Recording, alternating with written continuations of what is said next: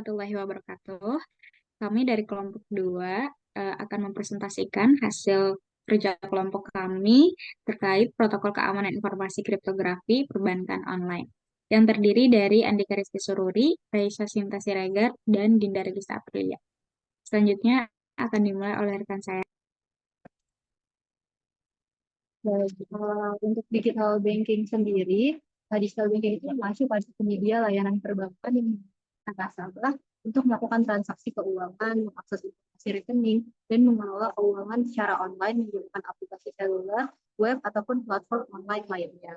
Adapun fasilitas digital banking yang ditawarkan itu yang pertama tuh ada fasilitas non-transaksional, di mana nasabah itu hanya dapat melihat saldo rekening yang lalu melihat transaksi terakhir dan hal-hal atau transaksi lainnya tuh yang tidak mengeluarkan nominal atau uangnya gitu.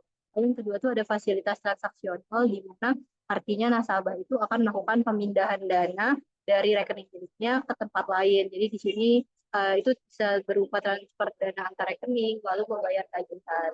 Adapun teknik kriptografi dalam perbankan offline yaitu Teknik untuk kriptografi perbankan online yang pertama itu ada Secure Socket Layer SSL. Protokol ini adalah protokol keamanan web yang mengenkripsi komunikasi data antar pengguna dengan website yang diakses. Sertifikat SSL ini juga menerangkan informasi mengenai pihak yang menggunakan sertifikat SSL, yaitu perusahaan atau bank, alamat website, nama perusahaan atau bank, dan alamat. Pihak ketiga yang mengeluarkan sertifikat SSL, versi dari nomor seri dan masa berlaku sertifikat SSL tersebut, serta algoritma enkripsi yang digunakan. Cara kerja SSL ini adalah dengan memastikan integritas data melalui suatu tanda tangan digital atau digital signature. Jadi setiap data yang dipertukarkan melalui SSL memiliki tanda tangan digital yang melekat pada SSL tersebut. Tanda tangan digital tersebut juga digunakan untuk memproses data menggunakan algoritma enkripsi, hash, dan informasi kunci publik yang ada pada komputer klien dan server. Enkripsi sendiri merupakan proses pengacakan data sehingga data tidak bisa dibaca oleh pihak lain. Data yang telah melalui proses hash dengan menggunakan kunci publik tidak dapat dikembalikan seperti semula, karena proses hash merupakan proses enkripsi satu arah. Kemudian data yang telah di-hash, baik dari komputer klien maupun komputer server, akan dicocokkan atau checksum. Jika data cocok, berarti saluran akses ke website aman. Jika tidak cocok, berarti sudah terjadi kerusakan atau kebocoran data. Dari gambar ini dapat dijelaskan bahwa langkah yang pertama, komputer klien akan mengirim suatu data. Lalu kedua, komputer klien mempunyai data dan sebuah kunci publik tentunya.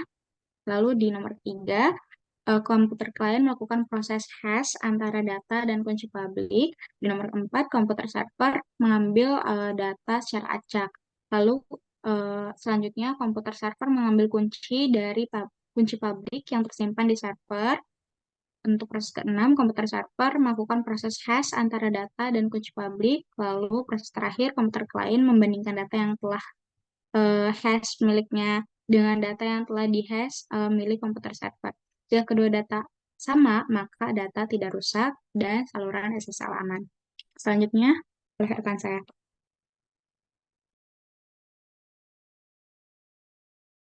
Baik, selanjutnya adalah penerapan ya dari OTP. Jadi apa itu OTP? OTP-nya adalah data yang password token. Jadi ini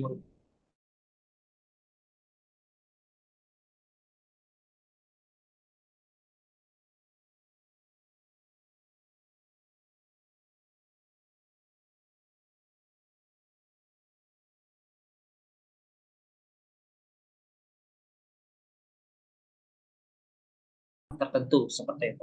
Makanya disebutnya sebagai one time password. Nah, biasanya OTP ini menerapkan beberapa cara untuk bisa mengirimkan kode uniknya kepada pengguna. Nah, salah satu cara yang digunakan untuk mengirimkan OTP ini kepada pengguna adalah something you have. Nah, apa yang dimaksud dengan something you have ini adalah dengan mengandalkan barang yang sifatnya unik. Salah satu contohnya adalah ketika dari digital perbankan tersebut mengirimkan kode OTP itu melalui nomor telepon kita. kayak gitu. Karena SIM card itu kan nomor telepon kita bersifat unik dan hanya dimiliki oleh seseorang seperti itu. Dan setiap orang itu memiliki nomor telepon yang berbeda. Selanjutnya akan dibahas terkait dengan bagaimana sebenarnya tujuan pada OTP. Nah, OTP ini memiliki tujuan keamanan yang pertama adalah kerahasiaan. Kenapa dikatakan OTP ini memiliki tujuan keamanan kerahasiaan? Karena membantu menjaga kerahasiaan informasi dari pengguna seperti itu. Yang mana nantinya pengguna yang berhak untuk mendapatkan informasi adalah memang sebenarnya pengguna yang memiliki akun tersebut.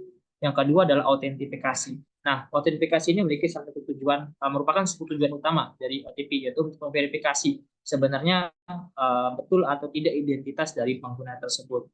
Untuk memastikan bahwasanya hanya pengguna yang sah saja yang bisa masuk ke dalam sistem dari perbankan digital.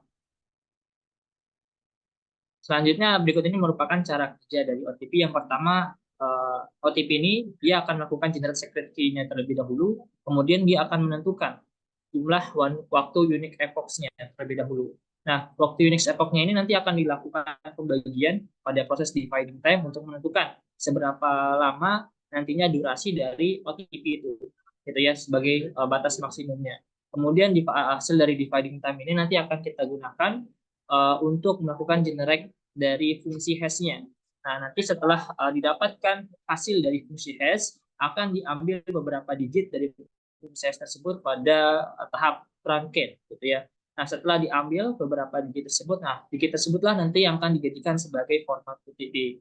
Nah, setelah didapatkan format OTP-nya, nanti format OTP tersebut akan dikirimkan kepada pengguna untuk melakukan verifikasi. Nah, ketika melakukan verifikasi, pengguna akan dibataskan dengan jumlah waktu berdasarkan pada dividing time-nya. Jika dividing time-nya itu dibatasi selama 30 detik, maka nanti time based refresh-nya akan melakukan selama 30 detik. Seperti itu. Nah, berikut ini merupakan ilustrasi dari cara kerja dari OTP. Yang pertama tadi kita akan mendapatkan atau membuat sebuah secret key-nya terlebih dahulu, kemudian nanti kita akan menentukan waktu unique epochs-nya, kemudian di dividing time, misalkan dividing time-nya adalah 30 detik gitu ya. Kemudian nanti dari situ kita akan mengenerate dengan menggunakan fungsi hash gitu ya. Dengan fungsi hash-nya itu SH256 salah satu contohnya. Nanti akan di-generate hasil dari fungsi hash tersebut dan akan diambil beberapa digit gitu ya, dari digit ke N sampai digit ke M untuk dilakukan truncate, dan hasil truncate tersebutlah yang nantinya akan dijadikan sebagai format OTP.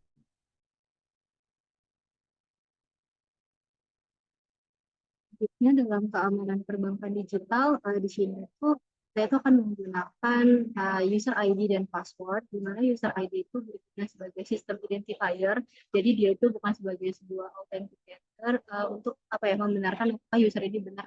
Jadi sedangkan password itu sendiri itu nanti yang bakal kita gunakan sebagai sistem autentikasi bahwa ini adalah pemilik sah yang akan dapat mengakses perbankan tersebut. Gitu.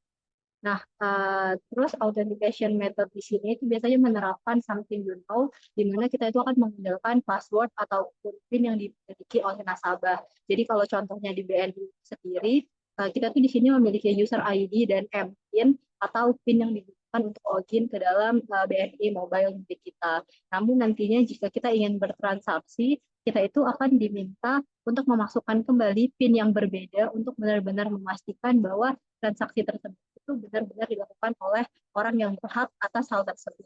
Nah, user ID dan password ini sendiri di dalam basis data itu disimpan menggunakan KTP. Nah, nantinya informasi terkait ID dan password itu nggak disimpan dalam sebuah kata yang jelas gitu ya. Nah, jadi dia bakal disimpan dalam fungsi hash. Jadinya kalau ada orang jahat yang hal tersebut, fungsi hash tersebut nggak mungkin dikembalikan ke dalam misalnya. Makanya di sini juga digunakan autentikasi di mana user itu harus memasukkan password untuk emang memastikan kalau dia adalah yang berhak atas hal ini. Selanjutnya, jadi dalam bank ini sendiri kita itu bakal menggunakan kombinasi dari dua dari tiga autentikasi yang ada, gitu. Entah itu buat I have atau dengan apa yang kita dan apa yang kita tahu. Gitu. Jadi dari saat ini juga dapat kita lihat banyak perbankan tuh yang sudah mulai menggunakan jailbreak sebagai bentuk autentikasi bahwa user itu adalah user yang berhak untuk mengakses perbankan. Nah, lalu kemudian untuk lebih mengamankan sesi dalam bentuk transaksi di perbankan lain, perbankan saat ini juga apa ya, dia tuh menaruh sebuah yang namanya time out session, di mana jika nasabah tidak melakukan transaksi apapun dalam waktu tertentu dan lupa melakukan out, maka akses akan otomatis dinonaktifkan. Nah, ini tuh berbeda dengan kayak kalau sosial media, itu kan misalnya kita lupa logout, ya udah gitu dalam seminggu, dalam 1 bulan, akun kita tuh tetap dalam posisi login. Nah, tapi kalau semisal perbankan itu gitu, itu bahaya kan? Karena bisa aja misalnya kita itu out, misalnya HP kita dicuri, terus ada orang masuk. Nah, jika posisinya bank kita itu tetap dalam posisi udah login, jadinya tuh orang bisa dengan mudah memindahkan uang yang ada di rekening kita gitu. Oleh karena itu, makanya time out session itu diberlakukan pada perbankan online. Untuk contohnya sendiri itu misalnya BNI, dia itu menaruh time out session itu selama 5 menit, Mandiri juga 5 menit, dan BSI itu 3 menit. Lalu untuk password transaksi yang seperti tadi saya sebutkan, jadi nasabah itu harus memasukkan password saat ini sebuah transaksi seperti transfer dana dari rekening, kemudian dan transaksi lainnya gitu. Jadi saat ingin masuk ke dalam perbankan diwajibkan masukkan user ID dan password, dan saat ingin bertransaksi tentu juga masih diwajibkan untuk melakukan memasukkan password miliknya gitu untuk benar-benar memastikan bahwa ini memang adalah dana yang sah untuk melakukan transaksi. Baik, kesimpulan dari protokol keamanan yang diterapkan pada digital perbankan yang pertama kita harus dari SSL ini merupakan layanan yang digunakan ya perbankan untuk ditunjukkan untuk menjaga integritas data pada transaksi dengan memperhatikan teknik casing. Kemudian dilakukan juga ada token tadi pada protokol keamanan merupakan alat autentikasi satu arah yang berbatas waktu gitu ya yang menggunakan teknik hashing untuk menjaga kerahasiaan informasi. Kemudian ada user ID, password, OTP dan password transaksi merupakan bentuk multi-factor authentication yang mana digunakan untuk meningkatkan keamanan sistem dari akses-akses yang tidak sah. Selanjutnya, untuk saran, terutama bagi nasabah, untuk menjaga keamanannya, pertama untuk tidak menyebarkan kode OTP pada siapapun. Karena seringkali terjadi pembobolan akun akibat nasabah menyebarkan kode OTP pada pihak ketiga. Lalu jangan menggunakan sesuatu yang mudah ditebak oleh orang lain sebagai password atau PIN pada bank kita, misal tanggal lahir, karena hal tersebut dapat dengan mudah ditebak. Lalu jangan lakukan penggantian password atau PIN secara berkala. Maksud saya lakukan penggantian password atau PIN secara berkala demi menjaga keamanan akun bank. Lalu jangan menuliskan user ID dan password di perangkat atau akun yang mudah diakses oleh orang lain. Contohnya sticky notes atau eh, aplikasi atau perangkat lain yang mudah terbaca oleh orang lain. Oke, baik berikut sumber referensi dari tugas kami. Terima kasih sebelumnya kepada Ibu dan sekian presentasi dari kelompok kami. Wassalamualaikum warahmatullahi wabarakatuh.